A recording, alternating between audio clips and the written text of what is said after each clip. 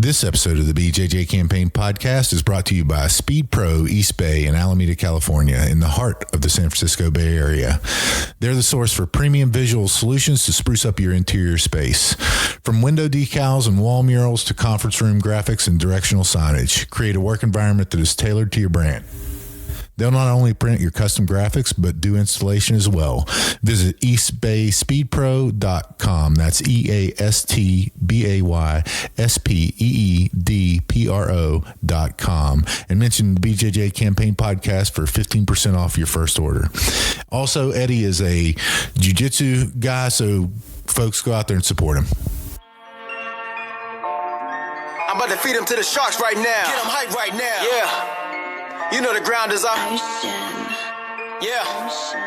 Everybody that trains, you know the game. Yeah. So let's get it. Slap it up, bump it, and roll. Hey. Yeah, that's the way that it goes. Ain't no better way to better yourself in this game. You're feeling the growth. That's time on the mat. We put in the work. Believe it ain't easy, I know. But we train for the love of the game, the love of the art. Now slap it up, bump it, let's roll. We go. Welcome to this episode of the BJJ Campaign Podcast. My name is Jeff Boone. I'm an A3 blue belt, 2 stripes. Phil Kors, A2 blue belt, 1 stripe. Andrew Faherty, A3 blue belt, 2 stripes. Perfect. Thanks, Andrew. Thanks for being here. Appreciate it. And a couple things that we're going to mention. Andrew, you can find him on The Fight Game. Yeah, and it's at Fight Game Series on Instagram. I got in trouble with the UFC, so I had to remake a new Instagram account. But the new Instagram account's doing well, though. So yeah, no doubt. And folks, if you haven't gone to see some of the documentary series, some of the little snippets that he's released, go out and check them out because it's incredible. I just watched one early this morning, and I don't know if I can say it or not. Yeah, you can. Okay, because it's Matthew Mortal Brown sharing a great story, a couple minutes, really, really good. Are you going to put that one out there? Yeah, that one we can. I can actually give you guys that one. You guys can put it up on your page. You know, awesome. It's just like a little preview. Yeah. No, awesome. Yeah. No. I mean the documentary thing. It's kind of crazy. It all just kind of came together where when I started this, I didn't think anyone would talk to me, so I just started off with regional people, and then I went down and filmed because I have a regular job, so I travel for sales. So basically, I had to get down to Tampa, and I reached out to Matt Arroyo, and I was like, "Hey, man, like, do you want to film? I'm doing this like little documentary thing." And he's like, "Yeah, let's do it." And then so I go down there, we're interviewing him, and he has an amazing gym. Like he's like 500 students. I mean, it's a huge gym. It's like he's like a school in like a date, like an after school inside. It's a really nice gym. He's got Billy. I can't say his last name. It's Billy Q is what he goes by, and they have Matt Frivola down there. Not Billy Blanks. Not Billy Blanks. Not Billy Blanks. But no. So I'm doing this video, and the interview was going okay, and then out of nowhere, he did this like Dana White, like, you want to be a fighter type thing. And it really, like, he just went all out, and he was like, this is what it comes into being a fighter. Like, you're not going to make any money. You're not going to do this. You're not going to do that. And pretty much, like, it was like outlining, like, this is what I made. This is what you're going to do. And for you, this is all you're going to make doing this. So you have to want to do it. And then it just went viral. Like, it's up to like 50,000 views right now, the one clip. Oh, wow. Yeah, like and then like it got shared out by the double champ in ONE FC. So I mean, every day I'm getting messages from people from China, just like, you have no idea what they're saying, but it just every day it just keeps the translate thing doesn't work. Yeah, I mean, I don't know. I mean, it's weird. And then you get like the million messages from people in Pakistan that want to like sell like me to like do gis with them and stuff. And I'm like, I don't do gis. But no, I mean, it's been an awesome experience. And then everything kind of went from there where, after that, I kind of realized then people started reaching out to me, fighters, coaches.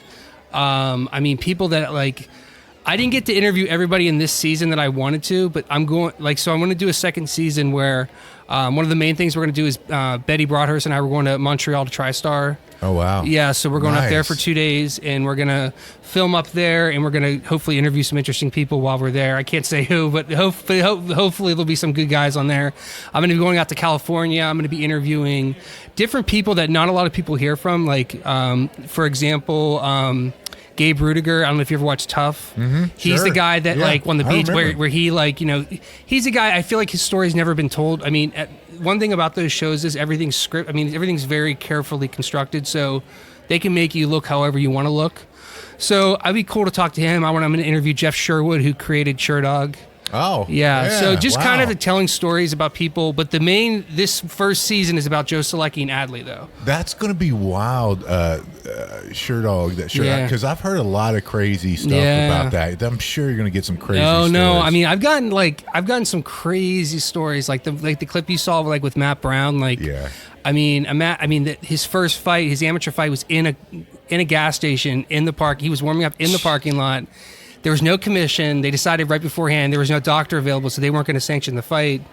The referee was basically his cornerman. So I don't know, in between, this guy, he was getting elbowed, and it's amateur, so you can't really do a lot. But then that was just how it was. And so Joe, going back to who the main, so it's about Joe Selecki really and Adley Edwards. And everyone that probably watches UFC, they know Joe was on the Contender Series, got the contract, and basically, he's in the UFC. And when I started this, it really all started at Toro Cup because I never met Joe. I didn't know who Joe was, and I interviewed him, and then basically we were doing an interview during intermission, and it was so loud, and I kind of interrupted him during the interview. And I was like, "Can I swear?" Yeah. Oh, I was like, God damn it. I'm like, what an asshole I am. So I've reached out to him. I'm like, hey, I'm doing this documentary. And then this is before anything involving the UFC or anything happened. And speaking of which, we are, just so you guys know, we are at the Toro Cup now, the all-women's, the all-women's Toro Cup. So you're going to hear some background noise throughout the podcast. Don't worry, don't adjust your radios. We'll try to do our best to get that in post. But yeah, so Joe came on, and I had after doing this, I don't kiss fighters' ass. I don't really to me, that's their job. Joe treats it like it's a job. He every single day does his thing. Same with Adley. Adley treats it like it's job. But basically, the idea was to have two guys, kind of like Hoop Dreams, where you had two guys that really didn't know each other, but Joe and Adley kind of know each other, but they're both chasing the same dream. Most people know Adley got hurt, didn't get to fight in the Contender Series, but he's going to bounce back.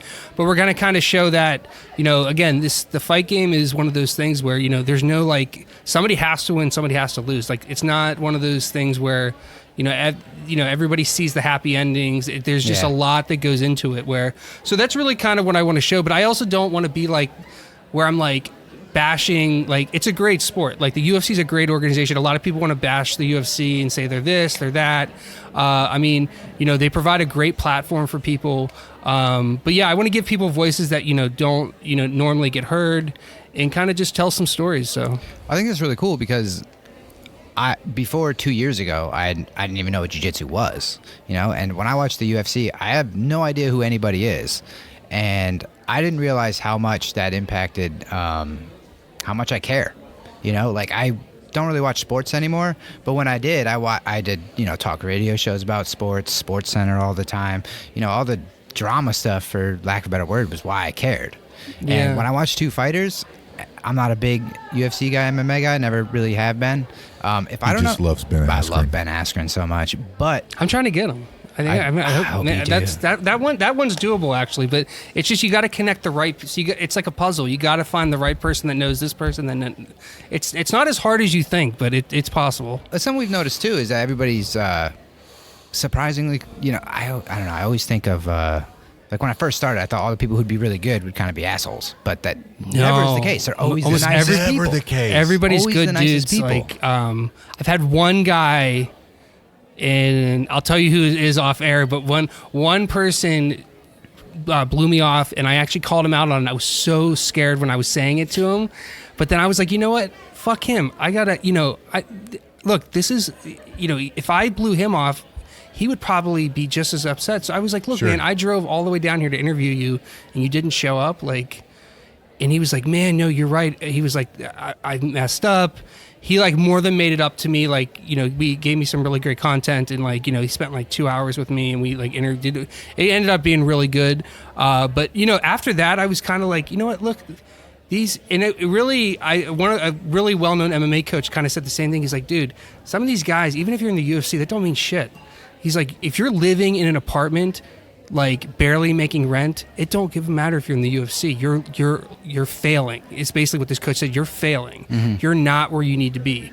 Like, so that's where kind of like these guys, just because you're in the UFC, that don't mean anything. I mean, even Joe, like, it's kind of like going from like high school where you're a senior and everyone knows you to college and you're a freshman and you're like a nobody. Right. So that's kind of like the thing where, like, because I'm not a really big jiu-jitsu guy. Like, but, I mean, I've interviewed some really cool jiu-jitsu guys, which is cool, like Keenan Cornelius, JT Torres, Joe. I mean, I did Meow when he was here. And then Same here. Yeah, no, he was great. But one of the things I want to try to do is do more jiu-jitsu stuff. Also, kind of, I'm going out to Worlds next year, Masters Worlds, which is kind of funny because my traveling partner is Betty. So she's the best. I mean, she's a huge supporter of mine, and I mean, I want to also focus more on my training, while I'm visiting these gyms too. So Yeah. Let's talk about Betty, an icon in particular, North Carolina, Virginia Jiu-Jitsu, For sure. part of Roll Forever, and she's she's late, like, mid to late 60s. I'm glad you said it because She's and I literally, the weird thing is like Betty is just one of those people, like, salt of the earth type person, and she supports a lot of athletes, goes out to Masters Worlds every year. Purple belt, Master Sevens. She struggles to get a match every year. Feels so bad because there's no other Master Sevens out there competing. It's and the thing is, so she and I have become really close. Like I said, we're going up to Montreal together, so she, she'll message me because I've been doing jiu-jitsu for like 7 years, but like, I'm not that, like, to say I'm not athletic would be an insult to people who are not athletic. I don't watch YouTube videos. I mean, I don't watch any of that stuff. I have a very simple game, and it's just, I've learned just by getting smashed. I'm really hard to tap, but I'm not that good at jiu-jitsu. But again, I don't train as much as I would like. But so she kind of put something out there. She was kind of upset after her match. And she messaged me, and she said to me, like, hey, I'm so depressed, I lost my match. And I said, what are you depressed about? I was like, were you do you think anyone's looking at you less because you weren't a jiu-jitsu? I don't think anyone's like, man, Betty, God, how did she not? No, you Betty suck, Betty. Yeah, no one said that. No one even thinks that, and that's the whole. I cried when I saw the photo. Oh, she sent it to me, and I was like, you know what? Something like that, and stuff like that. Like, she doesn't realize like the impact she has on people, and that's where. So next year, I've made a commitment to her. I'm going out to Masters Worlds. I'm going to start training as soon as the documentary comes out, like October 6th, and then I'm going to do 2 IBJJFs prior. Go out there. I don't have high expectations, but I'm going to go out there, film, but just go out there, try it out, say I did it, and just, get for the experience. And I'm going to lose 30 pounds in the process. So I'm going to kind of document that and kind of, just to try to get back down to where, because I have how much time do we have? We have a few more. Plenty. So I have this is a kind of an MMA story, but it sort of ties back to jiu-jitsu. So this very well-known MMA coach, his name's Safeside. He has a gym called Fortis MMA down in Dallas, and they've got 11 UFC fighters in the UFC right now. But they're all homegrown fighters, and he's a no-nonsense, no bullshit. Like, you show up, he don't care who you are. You come to practice with everybody else. There's no special treatment, and. I went down there and filmed, and he came outside and he goes, dude, what the fuck are you, like, what are you doing? He goes, like, what are you trying to do with this? And I was like, I'm trying to make it. He goes, but he goes, do you like fight?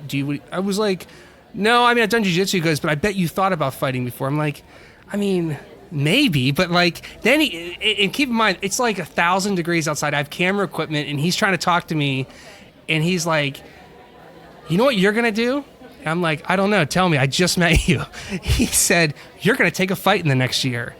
And I'm like, Wait, no? I'm not gonna do that. No, but I'm not saying that. I'm thinking this is crazy because you know what you're going to do? You're going to lose 30 pounds.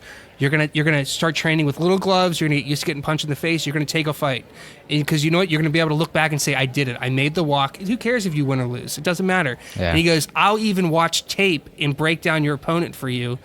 And this is like one of the most well-known coaches like right now in the game. I mean, that's crazy. I mean, their gym it's owned by it's one of the nicest gyms I've ever been to. I mean, they have some huge. They're gonna have huge like probably 3 to 4 champions in the next 2 years. And he's like, you're gonna fucking do this, and I'm like, yeah, I am. And then as soon as he walks away, I'm like, nah, I'll do jiu-jitsu. But no, so that was, but the guys like that though, you meet people and you can see why they're successful because they can inspire somebody who, it's amazing. And I think jiu-jitsu is a lot like that too, where I identify with jiu-jitsu as more on the fraternity type aspect of it, where, Sure.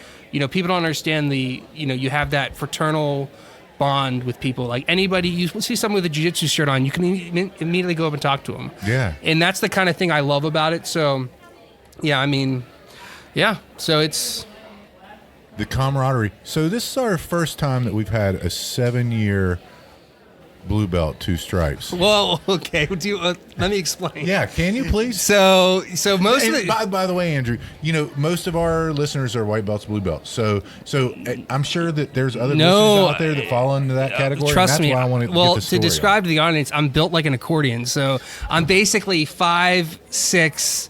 Like I'm like 178 right now, but I should be like 155, even lower. But I mean, when I started, I was never good at sports, but I always put myself in successful positions where, like even in high school, I sucked at football, but I was like, you know what? I'll go film and I'll do all this behind the scenes stuff.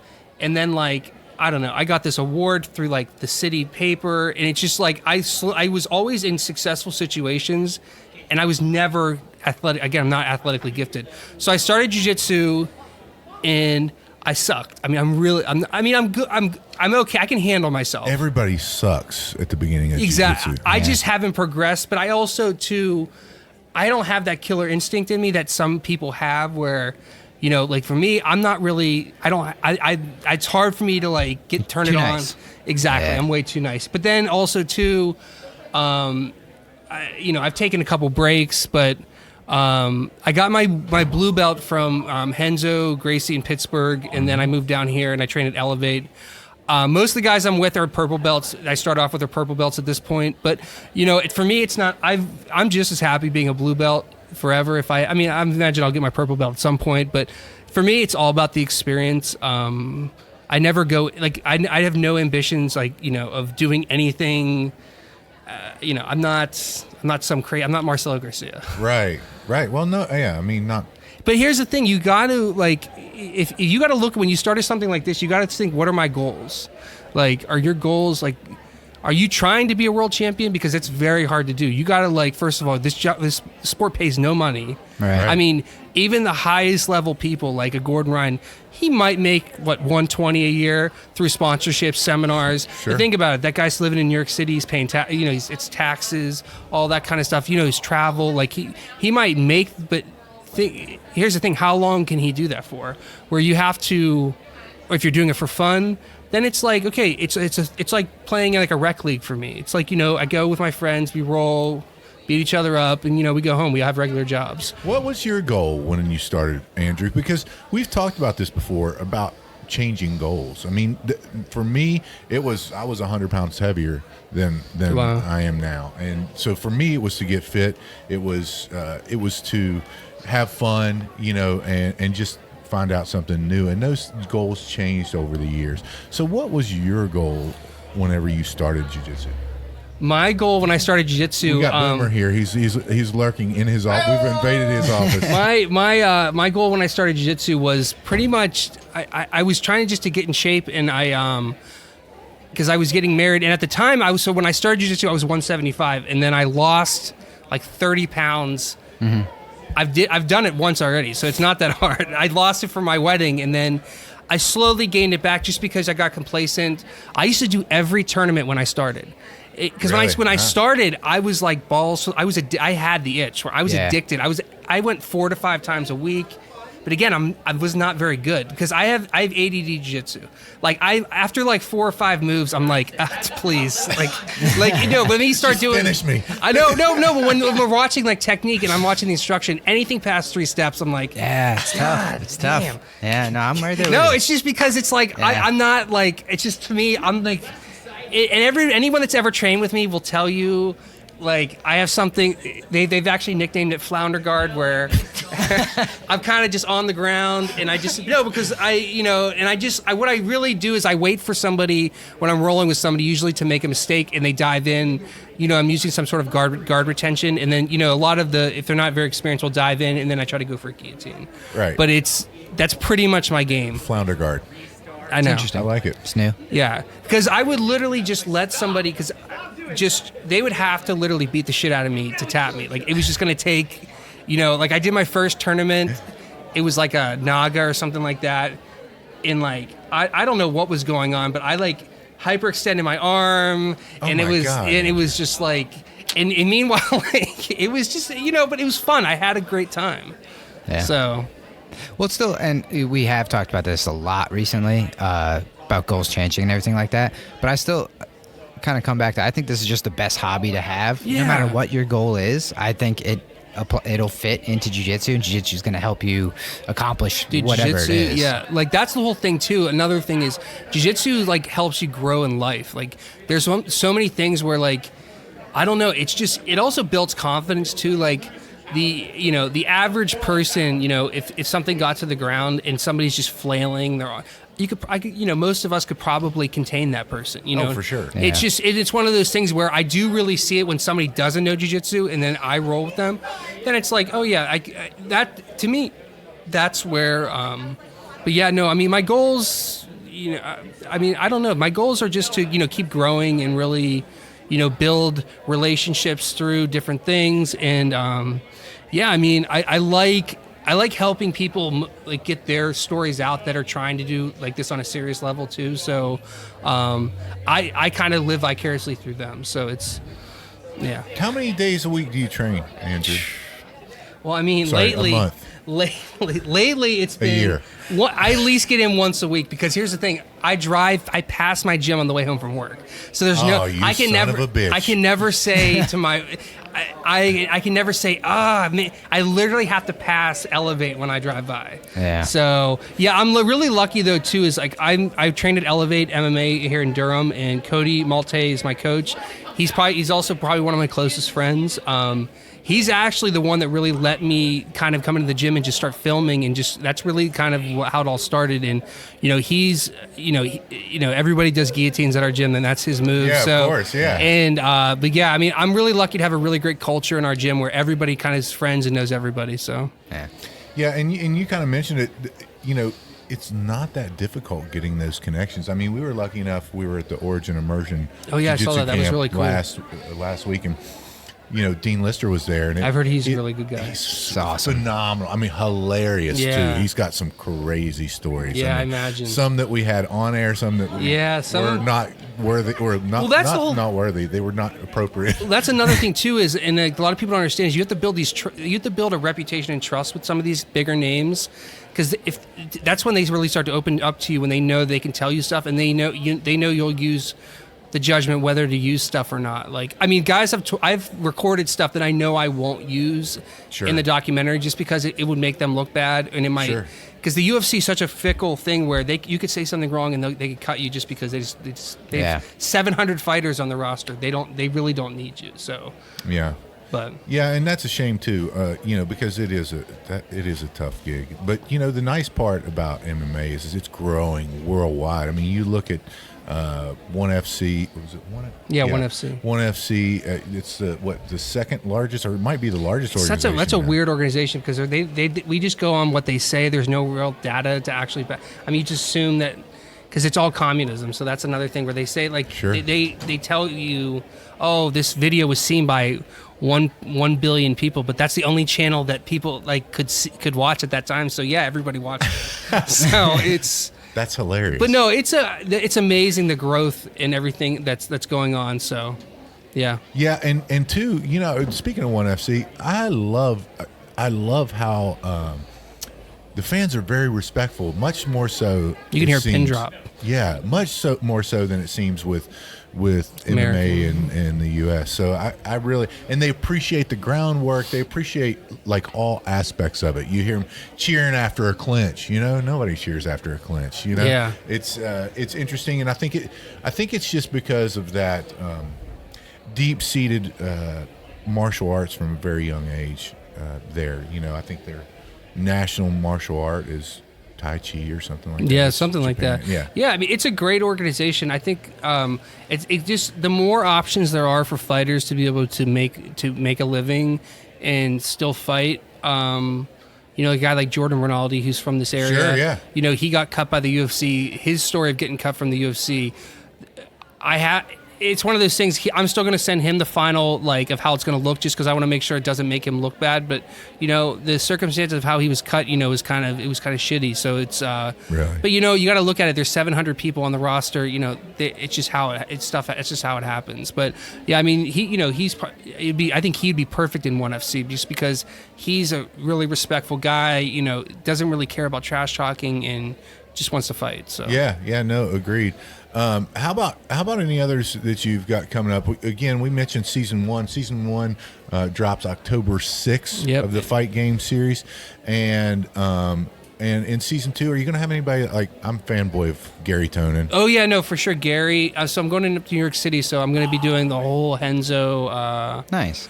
I mean, that's the plan. So in terms of jiu-jitsu guys, my goals are, you know, I'd love to interview Henzo at some point. John Danaher.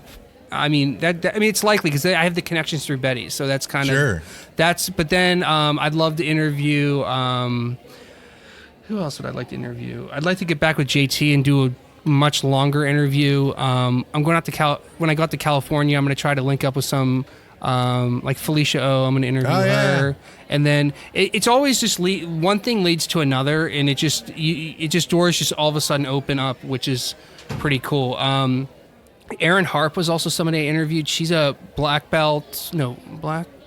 Yeah, I think she's a black belt out of Matt Arroyo's gym. She fights for Invicta, but her dad's a Hoist Gracie black belt, and she's a killer on the mats. And then I mean, I'm trying to think who would I mean, I interviewed Vitor Oliveira. Oh yeah, he's a really good dude.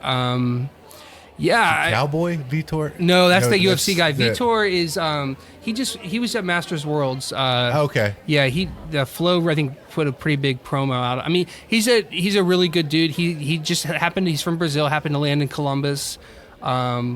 Yeah, I mean I'm trying to think. I mean, who do you think I should interview? I don't know. Yeah, I mean, who are some guys that you like that you fanboy over? I mean, definitely Gary Tonin and Gordon Ryan. I mean, yeah, those guys for sure. I'm going to get with them. Those guys are unbelievable. But Trey Pace. Trey Pace. Is he local? Yeah, he's here. Yeah, I think I did. I think I did a headshot of him. I'm kind of a fanboy of Trey Pace. All right, well then I can interview him while I'm here. Yeah, there you go. Yeah, no, he's I think I did his headshot at the last Toro Cup. I think. Yeah, so. it was great. Yeah, him. Jeff has it above his bed. Yeah. Did he went against? Is that weird? He went against Jared, right? Yeah, Jared. Oh yeah, that was a great match. Such a good match. Amazing. People don't understand like the technique that goes into those matches. It's so good the whole time. It's crazy. Like that's another thing I sometimes don't appreciate. We just watched like Sam Fallhaber, and I don't know who she, but it was Larkin, Lake. I don't want to say her name wrong. Sorry.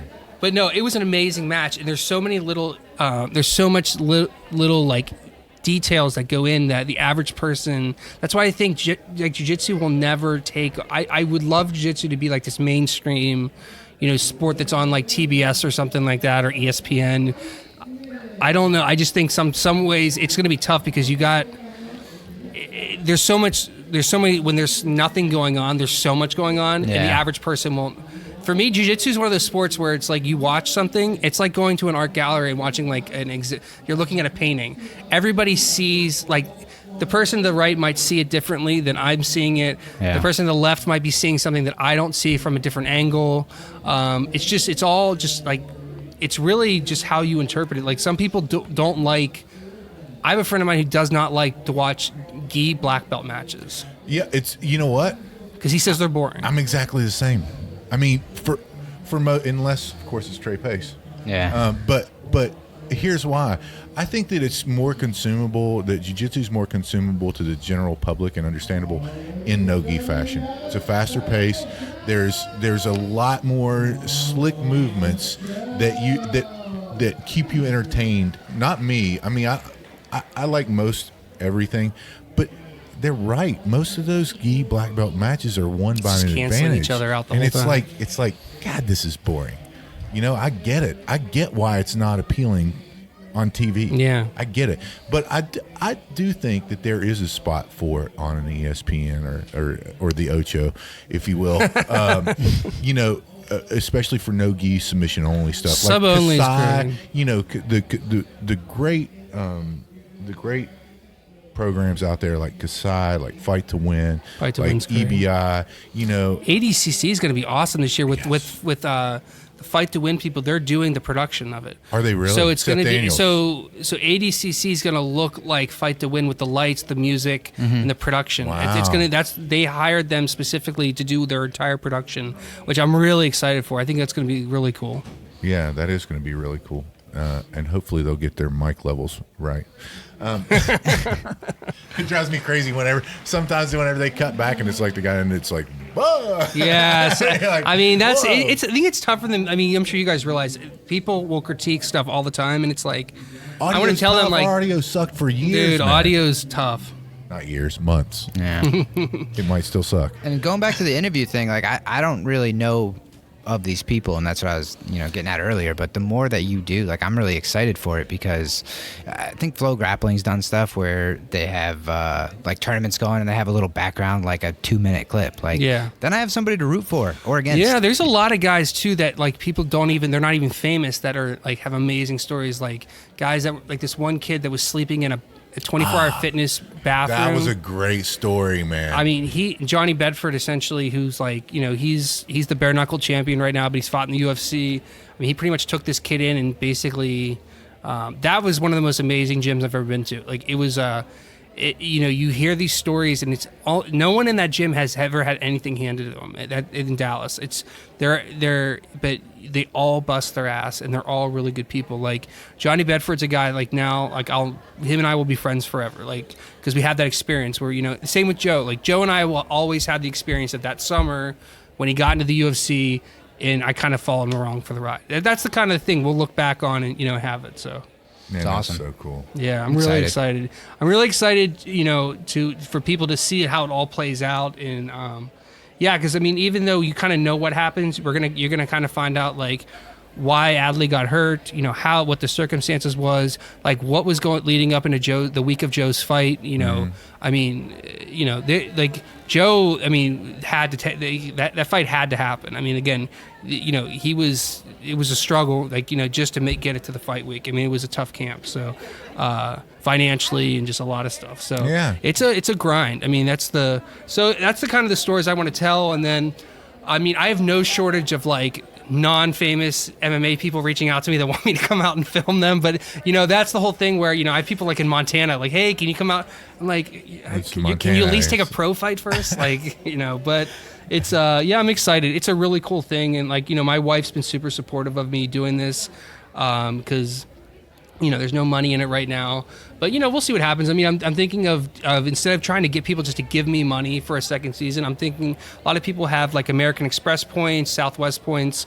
Like, hey, if they want, I'm going to put up, here's where I'm going. Who wants to sponsor these trips? And like maybe someone, uses their points and pays for a hotel for one night. Yeah. And it's like you're not really taking money. That's where I feel weird. Even like selling T-shirts and stuff, I feel weird doing it. But at some point, you have like people want T-shirts. So you have to, I mean, just, Yeah, for sure. And BJJ Campaign is going to sponsor a 2-night stay wherever you want. Really? Yeah, for your next season. Wow, that's amazing. Jeez. So you can.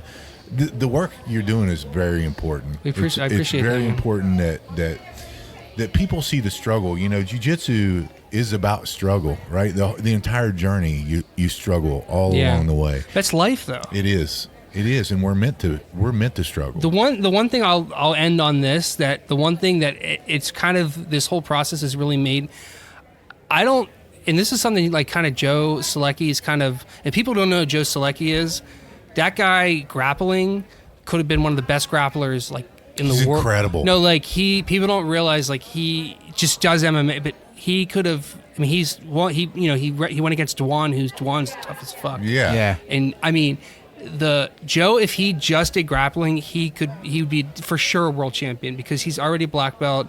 If you saw his fight, like the way he went through that guy, I mean, it's just, and he trains with John Salter. Yeah. But the one thing Joe really, he and I really connect on is, if you're not training, if you were saying, I'm a professional MMA fighter, this is my job, but you don't treat it like your job, if you go out and lose, I don't feel bad for you. Like, right. I'm sorry. Like, that's the thing. Like, you're trying to say you want to do this as your real job. If I didn't show up to my job for 3 days, they'd fire me. Right. It's one of those things where if you're not motivated and you're not doing things every day, like a lot of people I've realized what they do is even high level people, they don't train all the time. I mean, they train, but some guys, they just show up, they start really training 2 weeks before the fight. I mean, where Seems you're really, crazy, right? And it's like big time, like promotions and stuff where, Joe's always ready. Like he doesn't cut a lot of weight. And, same with Adley. Adley's always training. They're always ready to go, where if it's not a lifestyle, like, I'm sorry, like, if you're just doing it as a hobby, truthfully, why do you want to get punched in the face as a hobby? It's a terrible Bad idea. idea. I really think once you get to a certain point, over a certain age, if you're a pro and you're like so many losses below 500, I don't think they should be able to sanction fights. Like, I interviewed a guy who has like 70 pro fights.